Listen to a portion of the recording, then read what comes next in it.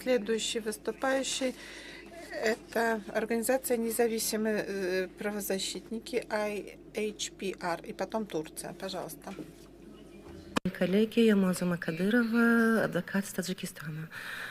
Прежде чем начать свой доклад, я хочу обратить ваше внимание на инцидент, который вчера произошел на сайд-ивенте Каракалпакистан, где я была непосредственно свидетелем. Мое обращение к делегации со стороны Узбекистана.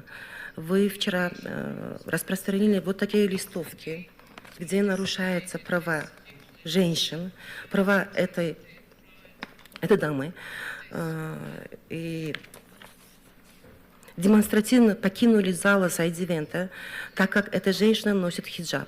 Либо она должна снимать свой хиджаб, либо вы не будете участвовать. Этим уже вы доказываете то, что вы, находясь в сердце Европы, в зале ОБСЕ, где мы в течение 10 дней кричим и боремся за нарушение прав любого человека, независимо от того, что женщина, мужчина. Вы бросаете вызов. Прошу ОБСЕ принимать на это должное внимание. Теперь я хочу начать свой доклад. В Таджикистане, как и во многих других странах, насилие в отношении женщин принимает различные формы, включая физические, эмоциональные и экономические насилие.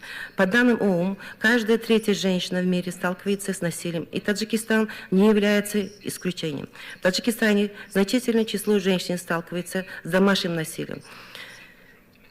Одной из причин распространения насилия в отношении женщин является определенное культурное восприятие и гендерных ролей. В традиционном обществе нередко считается, что мужчина имеет право контролировать женщину, что приводит к усилению патриархальных норм.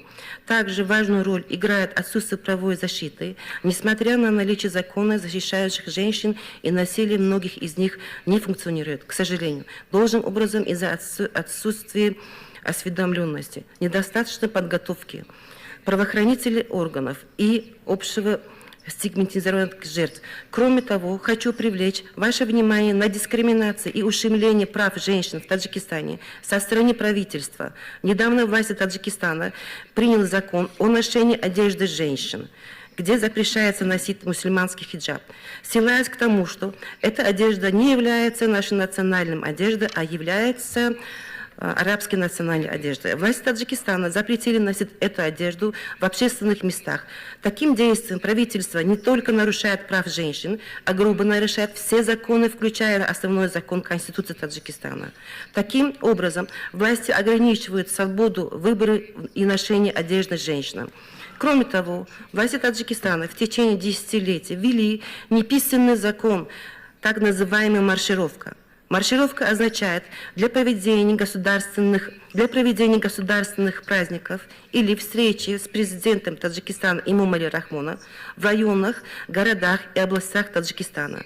Большая группа из числа школьников, студентов, несмотря на 40% жару или 20% холода, в тонких национальных одеждах в течение 2-3 месяца должны репетировать и после танцевать на стадионе перед президентом и его делегацией. Тем нарушает права и ущемляет права женщины. Спасибо вам большое.